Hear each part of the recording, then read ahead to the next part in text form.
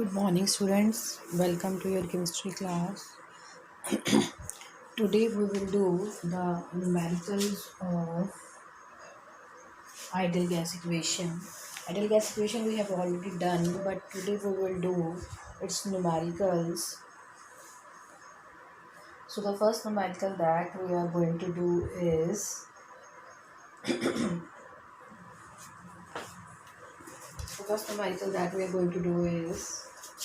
write down the question first.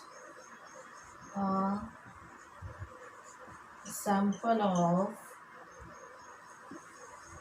nitrogen. A sample of nitrogen occupies a volume of 1 liter at a pressure of 0.5 bar at 40 degrees Celsius. Calculate the pressure. Calculate the pressure if the gas is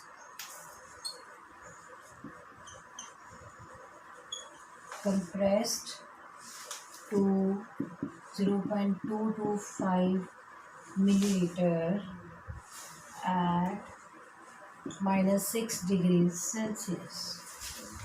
ठीक है बच्चे, first I am repeating the statement again कि बोला क्या है आपको. देखो numerical में क्या बोला है कि एक sample of nitrogen occupies volume of 1 litre. Volume आपको दी है 1 लीटर. प्रेशर आपको दिया है 0.5 बार और टेम्परेचर आपको क्या दिया है 40 डिग्री सेल्सियस दिया है. देन आपने निकालना क्या है, आपने निकालना है प्रेशर ऑफ द गैस. ठीक है, gas if the gas is compress to 0.225 millilitre. ठीक है, आपको गैस को कंप्रेस कर दिया गया है 2.5 मिलीलीटर, मतलब ये उसकी वॉल्यूम दी गई है बच्चे. ठीक है, एट -6 डिग्री सेल्सियस ये सेकेंड टेम्परेचर आपको दिया गया है. ठीक है, तो ये पहले मैं गिवन लिख रही हूँ आपको. गिवन क्या है, ठीक है, गिवन आपके पास है V1 आपको 1 लीटर दिया है और प्रेशर आपको P1 जो है वो 0.5 बार दिया है. टेम्परेचर T1 जो है वो आपको 40 डिग्री सेल्सियस दिया है. देन प्रेशर P2 जो है वो आपने कैलकुलेट करना है. देन आपको दिया है कि gas is compress to 0.225 millilitre. ठीक है, यहाँ पे आपको जो क्या कहते हैं वॉल्यूम V2 दी है वो दी है 0.225 मिलीलीटर में, और जो सेकेंड T2 टेम्परेचर है वो -6 डिग्री सेल्सियस है. ये सब कुछ आपको गिवन है. ठीक है, अब ये न्यूमेरिकल फर्दर करने से पहले एक चीज़ मैं जो आपको बताना चाह रही हूँ कि आइडियल गैस इक्वेशन जो हमने पढ़ी थी वो हमने पढ़ी थी that PV is equal to nRT.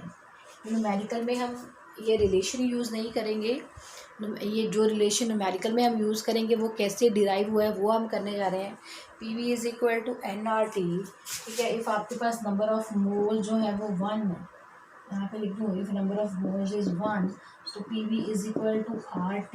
आप इसको लिख सकते हो PV/T is equal to R is gas constant. तो ये PV is equal to T is equal to R होता है.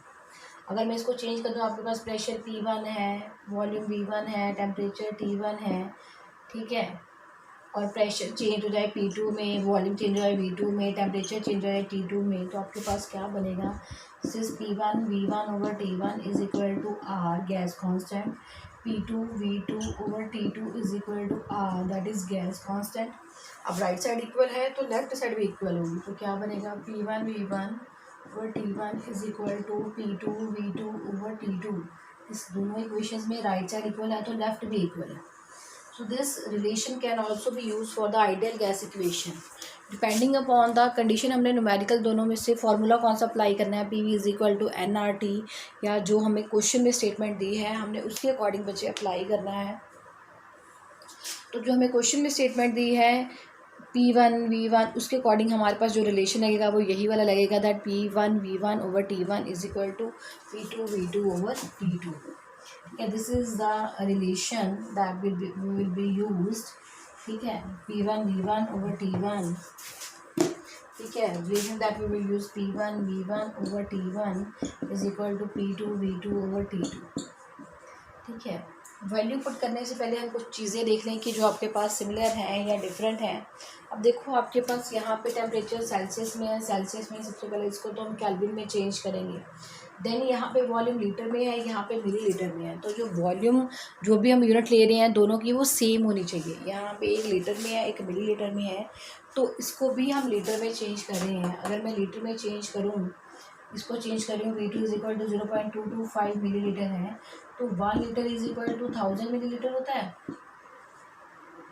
1 litre is equal to 1000 millilitre, तो 1 millilitre is equal to how much 1 litre upon 1000। तो यहाँ पे आपने क्या करना है, 0.225 डिवाइडेड बाई 1000 लीटर।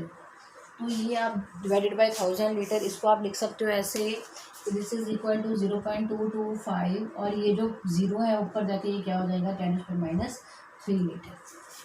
तो ये तो आपके पास होगी वॉल्यूम की वैल्यू। अब टेम्परेचर को केल्विन में हमने चेंज करना है। ये V2 की वैल्यू होगी आपके पास जो हमने निकाली है, 0.225 इंटू 10⁻³ मिलीलीटर। तो ये तो आपके पास V2 की वैल्यू है जो हमने निकाली है। ठीक है, अब हम टेम्परेचर T2 को केल्विन में चेंज करें तो 273 आप प्लस करोगे तो आपके पास ये कितना आ जाएगा, 273 माइनस 6 आपके पास हो जाएगा 267 केल्विन। और T1 को अगर हम कन्वर्ट करें, T1 40 है, 40 प्लस 273 आपके पास ये कितना हो जाएगा, 313 केल्विन। ठीक है, अब हमने बच्चे सबकी वैल्यूज़ निकाल ली हैं। वैल्यूज़ निकाल के अब हमने सबकी पुट करनी है ताकि हमारे पास P2 की वैल्यू आ जाए। P1 आपके पास 0.5 बार है, V1 आपके पास 1 लीटर है, T1 हमने केल्विन में चेंज किया 313 केल्विन है, P2 हमने निकालना है। V2 आपके पास यहाँ पे 0.225 इंटू 10⁻³ लीटर है एंड T2 की वैल्यू आपके पास 267 केल्विन है। तो पहले तो यूनिट्स केल्विन के साथ केल्विन कैंसिल, लीटर के साथ लीटर कैंसिल। ठीक है, अब यहाँ से हम बच्चे P2 की वैल्यू निकाल सकते हैं। सारी वैल्यूज़ हमने डाल दी हैं, तो यहाँ से हम कैलकुलेट कर सकते हैं कि आपके पास P2 की वैल्यू कितनी है। तो आप P2 इज इक्वल टू कैसे आएगा, 0.5 बार multiply by 267 divided by 0.225 into 10⁻³ into 313। ठीक है, 0.25 बार इंटू 267, 0.225 10⁻³ 313। इसको सॉल्व करो, आपके पास बच्चे कितना आंसर आएगा, दैट विल बी 1895.6। यहाँ पे यूनिट बार है तो यहाँ पे क्या आएगा, बार आएगा। This is 6, this is 6, this is the value of P2। ठीक है, this is the value of P2। ये हमने न्यूमेरिकल के लिए यूज़ करनी है। सिंपल है, देखो पहले relation P1 V1 over T1 is equal to P2 V2 over T2 हमने डिराइव कर लिया है। रिलेशन डिराइव करके हमने उसमें फिर क्या कर दिया है, वैल्यू पुट कर दी है सबकी। बस वैल्यू पुट करते हो तो ये चीज़ का ध्यान रखना है कि जो यूनिट्स हैं वो सेम होनी चाहिए। जैसे एक लीटर में है, एक मिलीलीटर में है, तो हमने उसको सबको लीटर में कन्वर्ट कर दिया है। सेकंड चीज़, आपके पास जो टेम्परेचर है वो सेल्सियस में है, तो बेसिकली हम उसको केल्विन में यूज़ करते हैं स्टैंडर्ड के लिए, स्टैंडर्ड, तो उसको केल्विन में हमने चेंज कर दिया। तो हमने यूनिट्स भी निकालनी होती है, बाकी सब कुछ कैंसिल हो गया आपके पास। तो जो प्रेशर है वो आपके पास किस में आ जाएगा, बार में आ जाएगा। This is the value of P2। ठीक है, तो आपने कंडीशंस के अकॉर्डिंग देखना है आपके पास आइडियल गैस इक्वेशन कौन सी लगेगी, that PV is equal to NRT, या फिर आपके पास रिलेशन लगता है P1 V1 over T1 is equal to P2 V2 over T2।